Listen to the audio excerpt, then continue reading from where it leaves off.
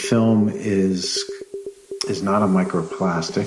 It's biodegradable, goes into the wastewater system and completely sort of dissolved, and is a really terrific solution for leaving as little footprint as possible when one has to do household chores, because so many of these household products are one form of single-use plastic after another. It takes about a minute to use, but it lasts years in a landfill. Welcome to Mindful Businesses, presented by Sarani, and I'm your host, Vidya Iyer.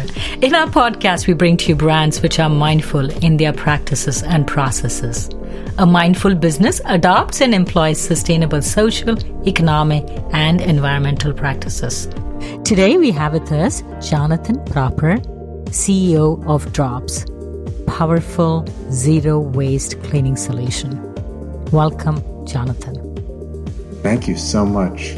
It's really a pleasure to be with you this afternoon. We've changed how we wash our clothes over the centuries. Washing clothes used to be a social activity by a flowing river or in a wash house. And women would gather, chat while washing their clothes. But now most of us wash our clothes in our homes in washing machines. We now use detergents and not soaps.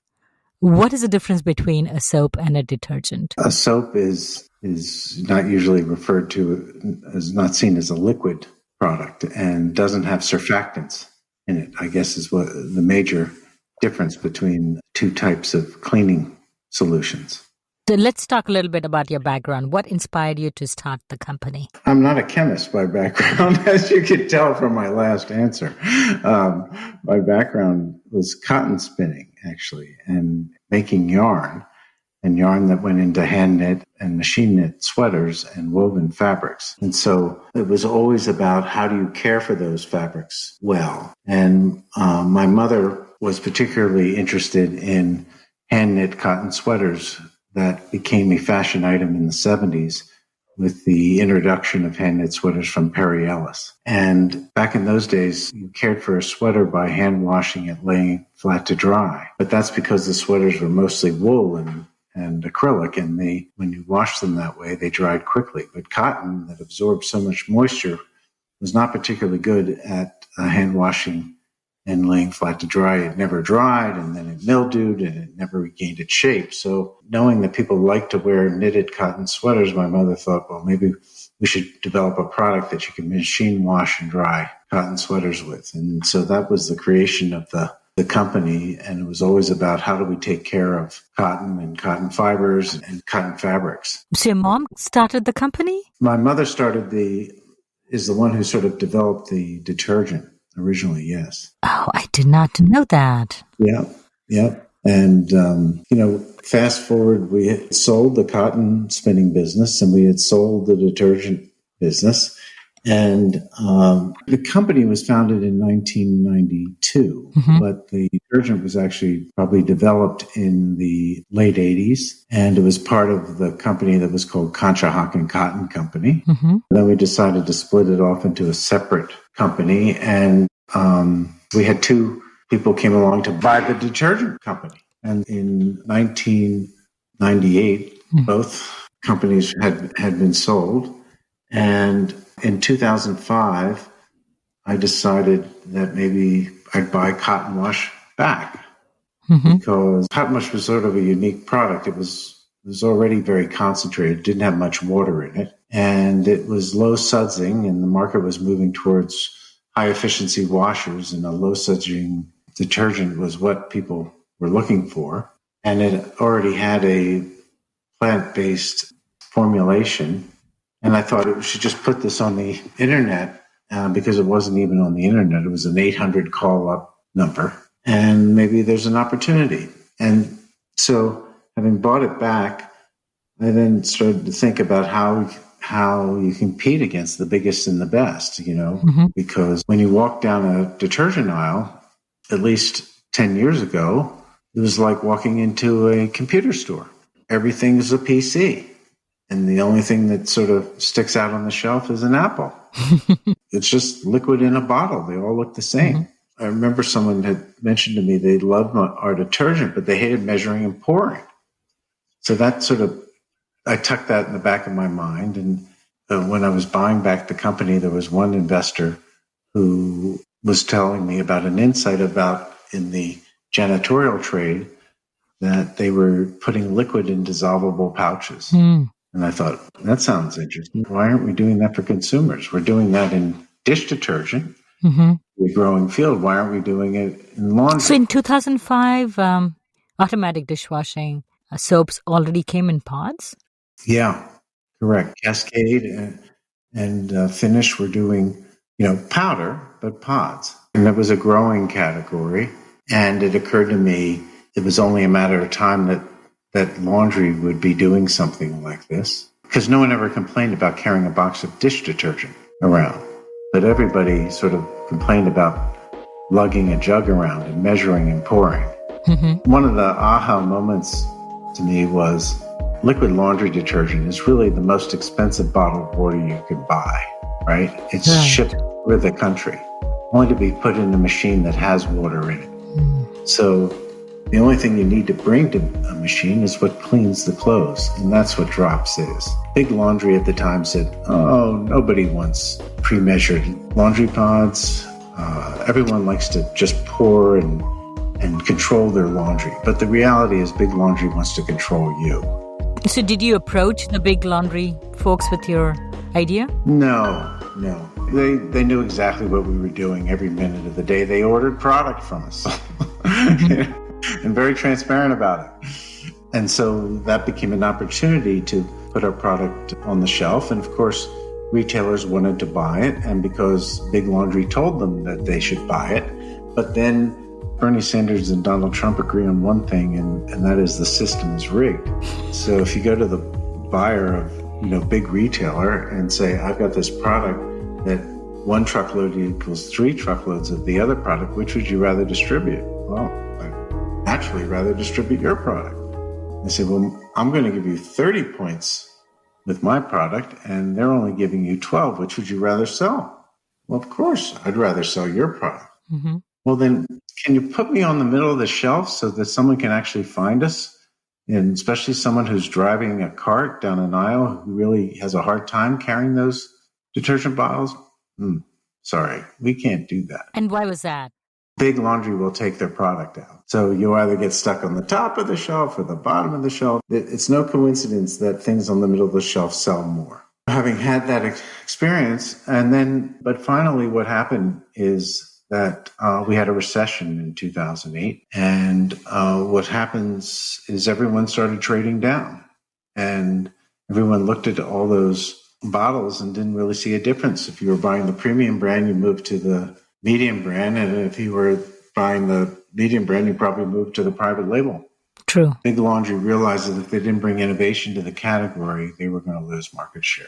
And so it's at that point that they entered the market, and now it represents 20% of the market. But we decided our product is very different than their product. First of all, ours are much more concentrated. We're still not shipping weight across the country. We took out color from the product because color doesn't clean. Right. And it's just used as a device to make something more attractive when it, sort of like the glove on Michael Jackson's hand, serves no useful purpose. Right. And we then said, here's an opportunity also to eliminate plastic as part of we're against single-use plastic, and put it in a box. And by delivering it in a box directly to the home, we found ourselves with an opportunity that resonated with the consumer and allowed us to compete in our own way. So I'm in Indiana, but correct me if I'm wrong. The Tide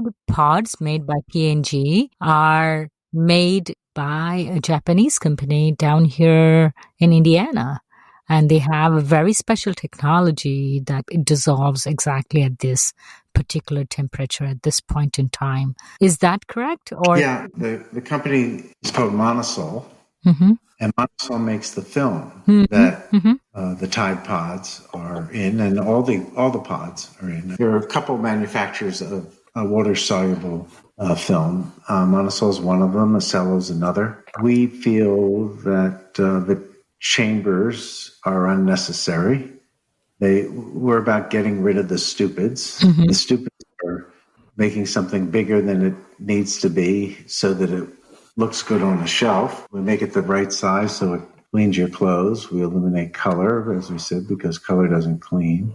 We don't think you need multicolors or chambers because our target is to clean as well or better than the leading brand, and we can do it without fancy chambers, if you will. Right. But the big box companies have convinced me that I need those different chambers with different colors, these different colors, the blue, the green, and the purple, do something special at different stages of my wash cycle. They've kind of convinced me that I need those chambers. Yeah, I know.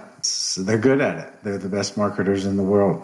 But we're just trying to call out what we think are the excesses that don't need to be there. Talk about your technology in making the film. Do you buy the film from the two people that you said that you buy from, or? Yeah, we have similar suppliers. Yep.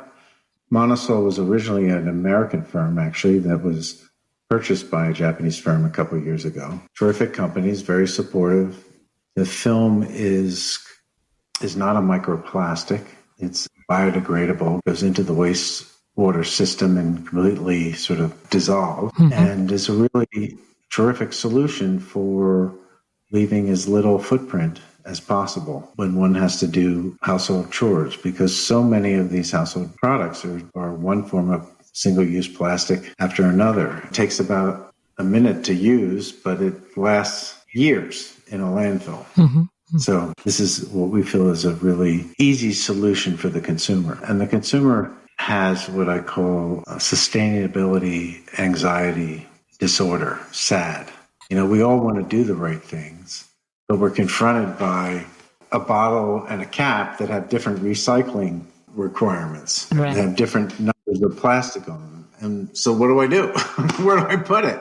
Right? So by just giving you a box and the box is compostable, we think we're just making it easier for the consumer to reduce the stress of doing the right thing. Yeah, and also the single-use pods reduce the amount of detergent that is consumed, right? Because you've measured, you've tested, for a load this size, you need this pod. So in effect, you are reducing the effluents into the wastewater system. Absolutely. It's sort of like in coffee, there's Tassimo, there's Nespresso, there's Keurig. They're all different sized pods of coffee.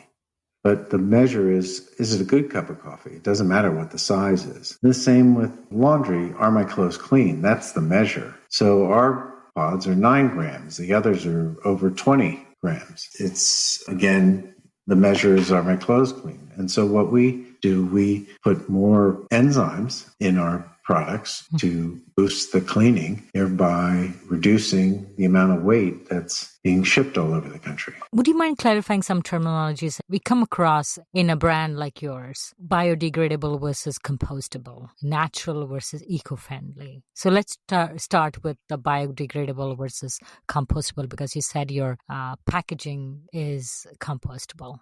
So biodegradable, I think the measure is that it completely degrades if left in a landfill in 30 days. That's the sort of standard that we go by. Now, in our case, ours never ends up in a landfill because it's already dissolved. Let's talk about your packaging. It's right now. It's a paper product that's recyclable. Okay. But soon it has a label on it. We're headed towards a package which will not have a label on it and therefore can be composted. So you can put it in the earth and plant trees with it. Is Drops natural or just eco-friendly? The term natural is used very broadly.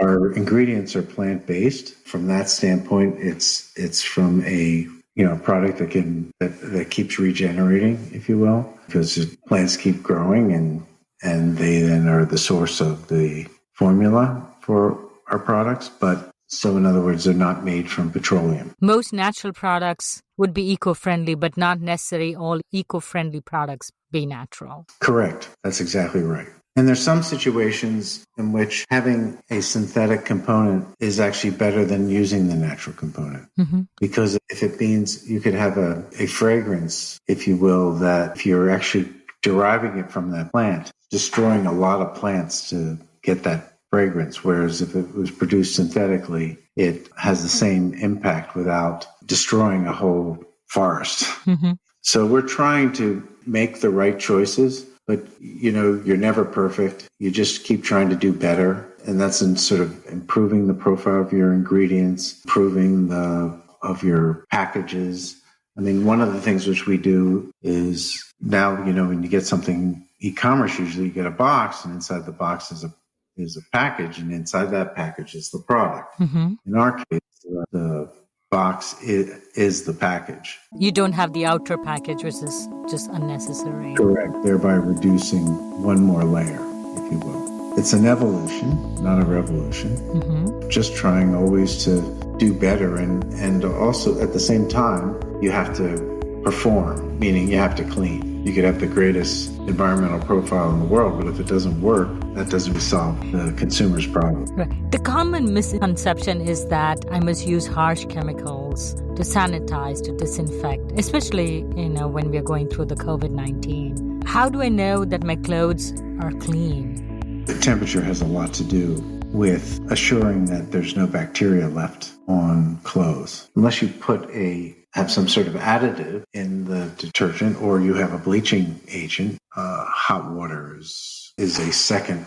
source of eliminating bacteria. Then this will lead to my next question, because one of the things that I found on your website in an effort to convince me to pick your product, it said that Drops works well even with cold water, and most clothes don't need hot water to come out clean, to release all the dirt.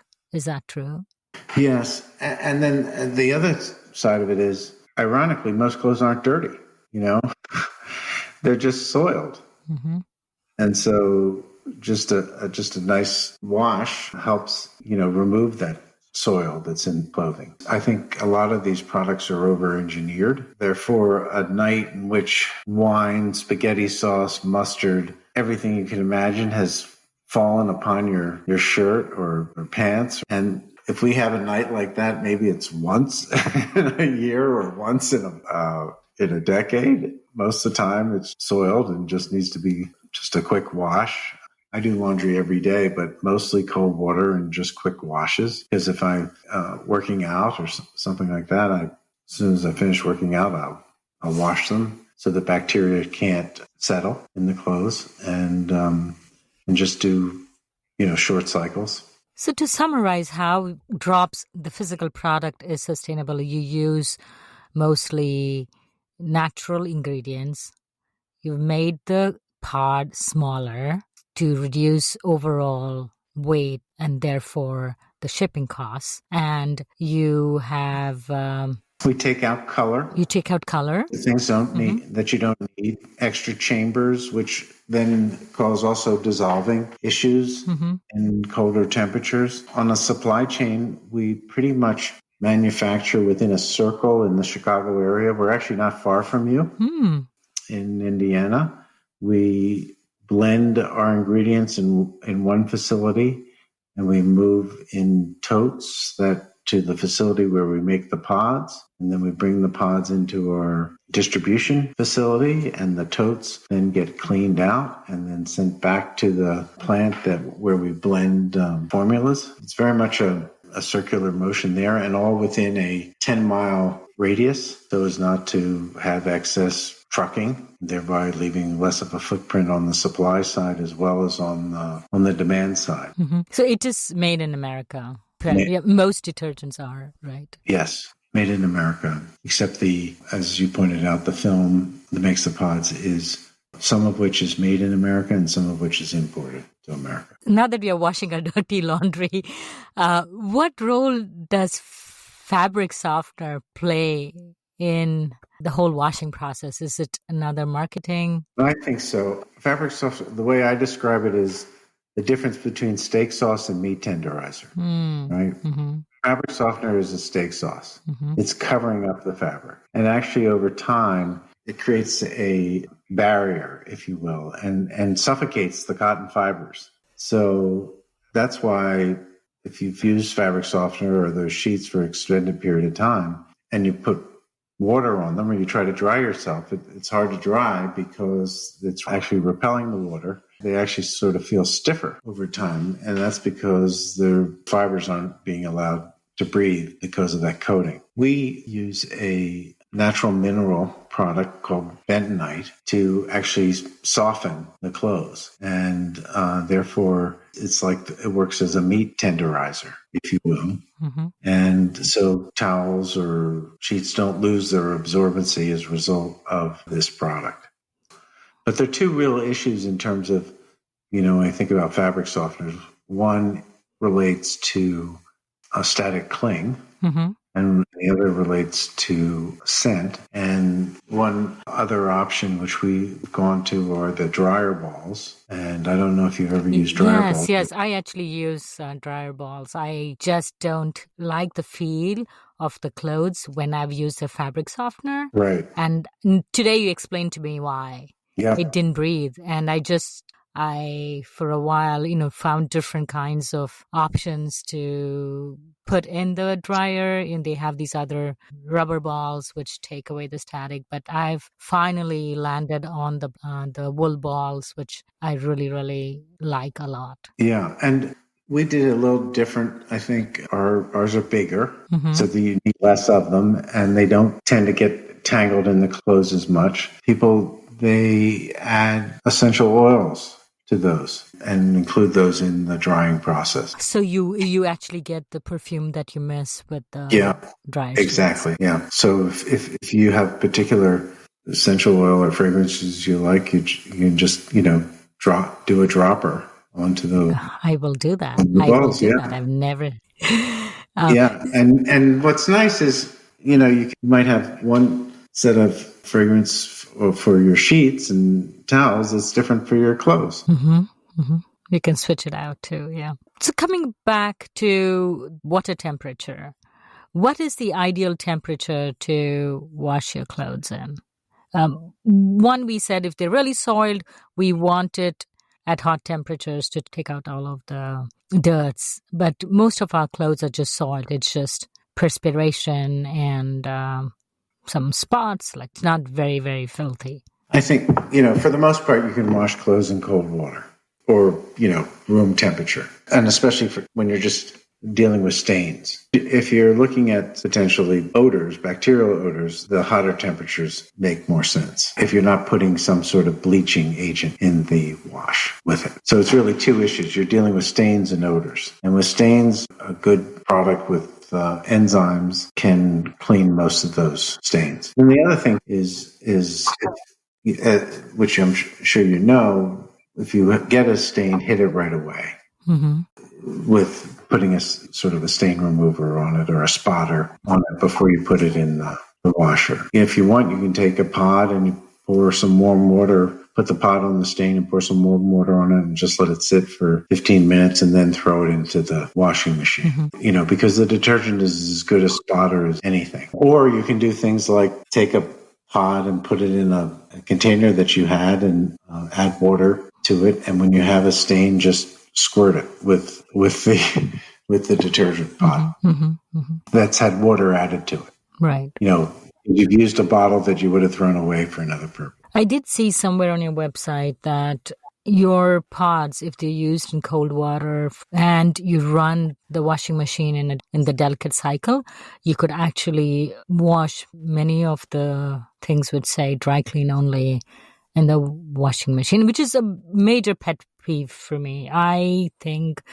we dry clean way too many clothes that can be hand washed or washed in the delicate cycle. I wash my cashmere sweaters in the skin sensitive product in cold water. Right. Yeah, you turn it inside out. We also have laundry bags you can or cannot use, but you should turn it inside out no matter what. It comes out beautifully. Listen, have you ever seen a sheep at a dry cleaner? No. Right? Sheep get rained on. They're used to water. So wolves used to water. Sheep in the yeah, that would not be a good thing at all. Yes, and dry cleaning is so bad for the environment, the person doing the laundry, and the at the laundromat. I feel awful for them working in these. No, you see the steam or yes, is coming out of those places, and you're just thinking, oh my, what is in there? Yeah. And the long-term effect, which most people don't even realize, is that when you bring back your dry cleaning and you put it in your closet, the perk, if it's the one of the ones which use perk, the perk remains on the plastic for a long time, and perk is a known carcinogen. Yeah. And most people don't realize. They feel it comes out cleaner. They leave it in the bags in their closet. You have several bags for a few months, a year, and eventually that leaches into your air system in your home. But you were saying you wash your cashmere sweaters in your skin-sensitive pods. Correct. And the reason is the protein enzymes can damage the fibers because they're animal fibers. They can eat into those fibers. So that's the reason why.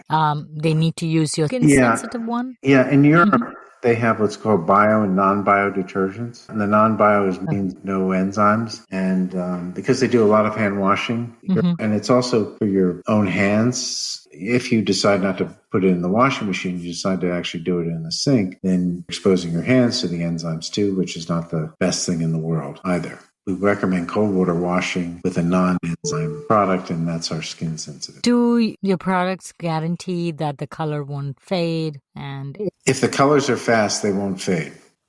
But you sometimes, depending on the manufacturer, you sometimes have to test corners for color fastness. Today, I think most manufacturers do a very good job, and you don't see running issues. How does Drops compare to the traditional pods that the other manufacturers? It's a little bit complicated because of free shipping and things like that, but for the most part, it's comparable to the... Which is great because you're mindful. You have put so much thought. You actually are appealing to the intelligent consumer because you're not thinking of giving him something that he doesn't need. No BS. Right? And you're giving him a product which works. And you also are carbon neutral in your shipping. Can you explain that concept? Yes. I sort of know the concept, but I don't know exactly how it works. We measure how much our shipping is, if you will. We participate with our providers in that a portion of our shipping cost goes towards offsets. And then we pay also additional amount for what our carriers aren't covering, if you will. And then that money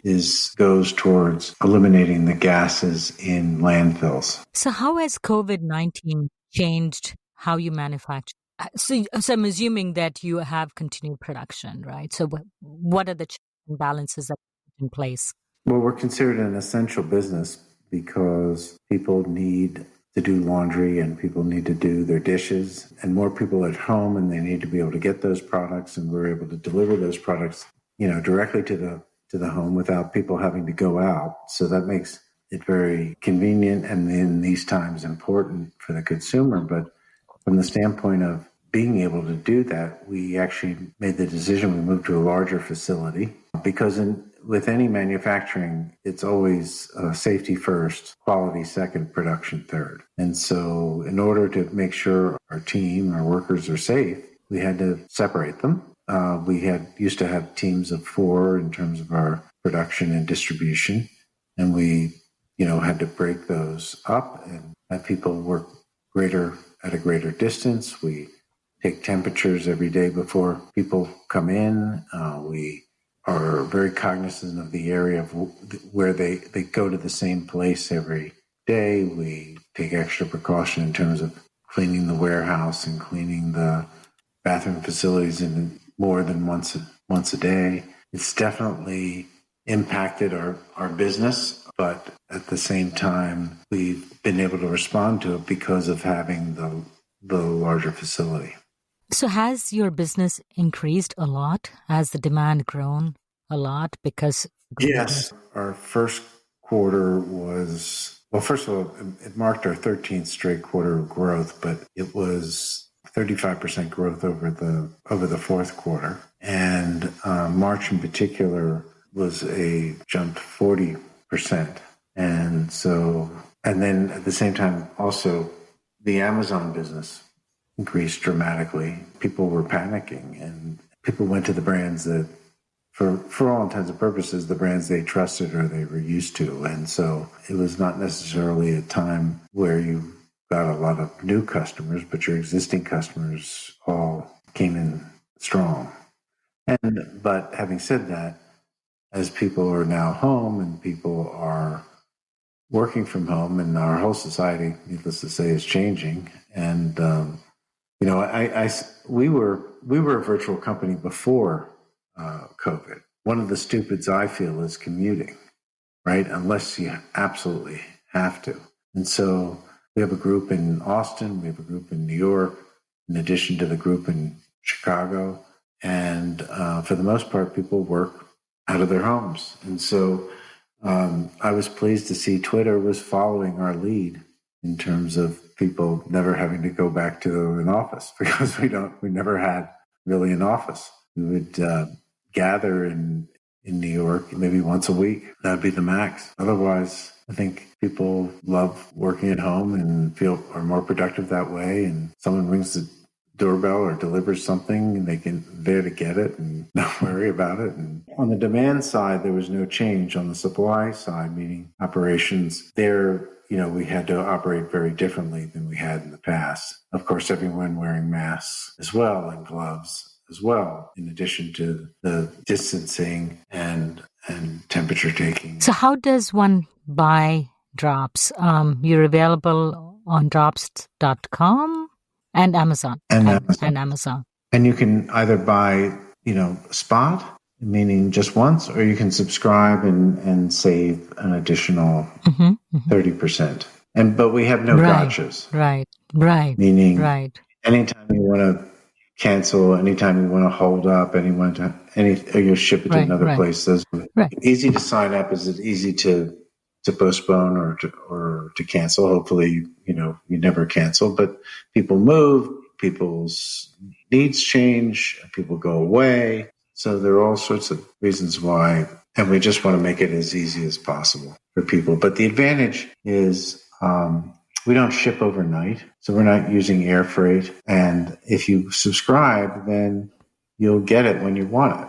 And so you don't need to rush shipment. It doesn't need to be that 2-day shipping necessarily. An advantage to everybody. You're getting it when you want it, but you're not having to get it in a way that's sort of expensive and expensive in more than just dollars. Right.